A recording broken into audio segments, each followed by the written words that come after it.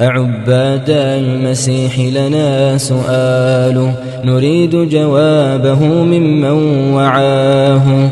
إذا مات الإله بصنع قوم أماتوه فما هذا الإله؟ وهل أرضاه ما نالوه منه؟ فبشراهم إذا نالوا رضاه. وإن سخط الذي فعلوه فيه فقوتهم إذن أوهت قواه. وهل بقي الوجود بلا إله سميع يستجيب لمن دعاه؟ وهل خلت الطباق السبع لما ثوى تحت التراب وقد علاه؟ وهل خلت العوالم من إله يدبرها وقد سمرت يداه؟ وكيف تخلت الأملاك عنه بنصرهم وقد سمعوا بكاه؟ وكيف أطاقت الخشبات حمل الإله الحق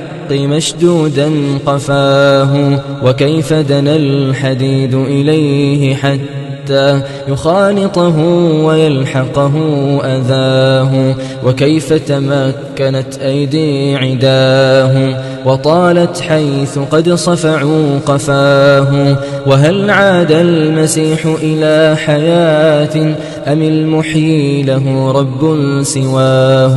ويا عجبا لقبر ضم ربا وأعجب منه بطن قد حواه. أقام هناك 9 من شهور لدى الظلمات من حيض غذاه. وشق الفرج مولودا صغيرا ضعيفا فاتحا للثدي فاه. ويأكل ثم يشرب ثم يأتي بلازم ذاك هل هذا إله؟ تعالى الله عن إفك النصارى سيسأل كلهم عما افتراه. أعباد الصليب لأي معنى يعظم أو يقبح من رماه؟ وهل تقضي العقول بغير كسر وإحراق له ولمن بغاه؟ إذا ركب الإله عليه كرها وقد شدت لتسمير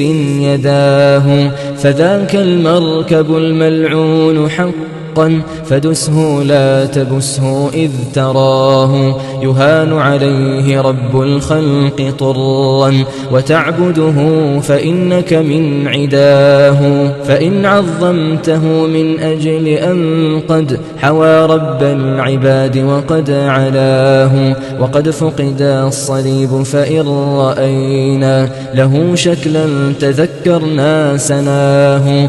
فهلا للقبور سجدت طرا لضم القبر ربك في حشاه. فيا عبد المسيح أفق فهذا بدايته وهذا منتهاه.